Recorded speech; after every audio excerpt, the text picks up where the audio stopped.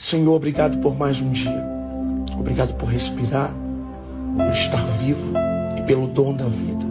Enquanto muitos desejaram acordar, o Senhor me concedeu mais uma vez esse privilégio de estar de pé e seguir em direção aos meus sonhos. Senhor, vai na minha frente, seja o meu escudo, a minha proteção, o meu socorro bem presente na hora da angústia. Quebra todas as barreiras, as armadilhas do inimigo e me faz chegar no lugar do meu propósito. Que nada venha abalar a minha fé. Eu continue acreditando nas suas promessas e seguindo em direção a ela. Abre a minha visão para que eu possa enxergar os lugares que eu preciso permanecer e os lugares que eu preciso sair.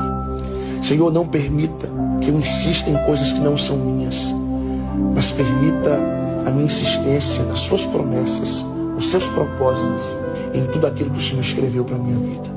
É o que eu te peço, em nome de Jesus.